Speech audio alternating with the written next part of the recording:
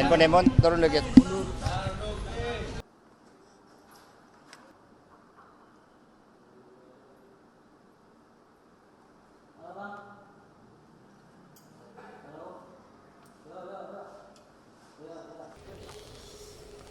Baik, terima kasih teman-teman pers. Jadi pada hari ini saya memenuhi tanggung jawab saya sebagai warga negara, dan sebagaimana saya sampaikan sebelumnya, saya bersedia datang dan siap datang ketika diminta keterangan oleh KPK. Karena itulah hari ini saya diminta keterangan sebagai saksi terhadap dugaan tindak pidana korupsi yang dilakukan oleh mantan komisioner KPU. Beberapa pertanyaan sudah saya jawab dan segala sesuatunya sudah saya tempuh, termasuk menandatangani berita acara di dalam pemberian keterangan sebagai saksi. Ada pertanyaan? Ada pertanyaan Pak yang diajukan Pak tadi Pak. Secara garis besar Pak. Apa aja? Ya, kalau pemeriksaan ini kan nanti garis besarnya dari pihak KPK yang akan menyampaikan, karena terkait dengan materi yang masih dalam proses untuk menegakkan hukum tersebut. Kami percayakan seluruhnya. Jadi ada sekitar 24 pertanyaan termasuk biodata. Ada pertanyaan Pak Harun Pak. Ya, ada pertanyaan, saya jelaskan seluruh aspek kronologisnya. Aspek kronologis mengapa partai mengambil keputusan terkait dengan pemindahan suara almarhum Bapak Nasaruddin Kemas, karena itu adalah sebagai bagian dari kedaulatan partai politik dan ada presidennya untuk itu. Almarhum Sutradara Ginting juga meninggal dan kami limpahkan suaranya kepada kader yang menurut partai terbaik. Jadi kami juga memberikan keterangan terkait dengan hal tersebut. Mengapa Saudara Harun, kami juga berikan keterangan karena yang bersangkutan punya latar belakang yang baik. Sedikit dari orang Indonesia yang menerima beasiswa dari Ratu Inggris dan memiliki kompetensi di dalam international economic law. Pak, saat ini kan memiliki suara yang lebih sedikit dibandingkan Ibu Rizky Aprilia. Ya, sama dulu ketika Bapak Sutradara Ginting digantikan oleh Pak Irwansyah juga memiliki suara yang lebih sedikit. Di situ ada pertimbangan strategis dari partai. kalau Pak DP tahu Pak sekarang posisi Harun di mana? Saya tidak tahu.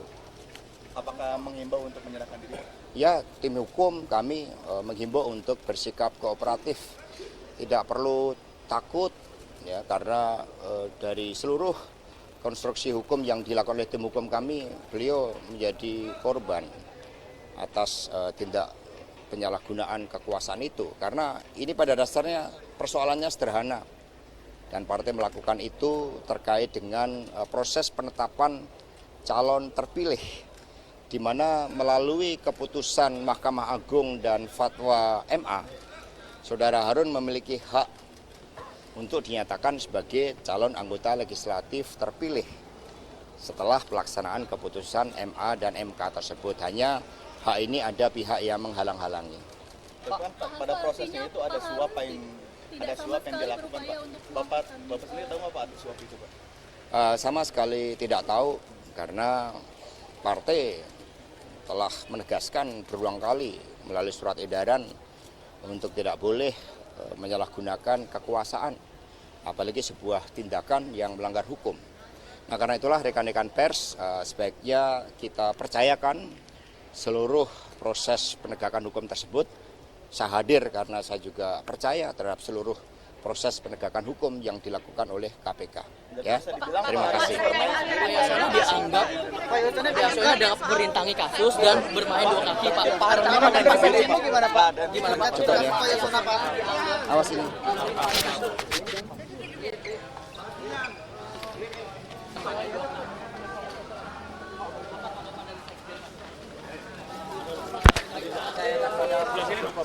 Pak, berarti Pak kalau Pak soal dianggap merintangi kasus. berarti Pak Harun ini Pak bermain sendiri Pak. Kalau misalkan Bapak tidak tahu karena Bapak Dicabut dulu dong. Mil, cabut Mil.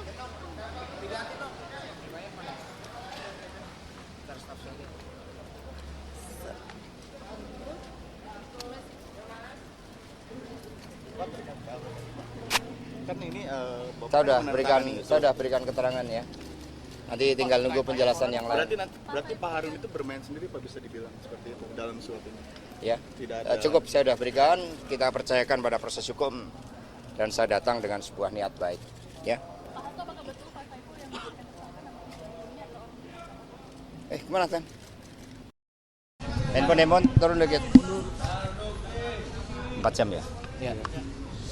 Baik, terima kasih rekan-rekan pers atas kesabarannya.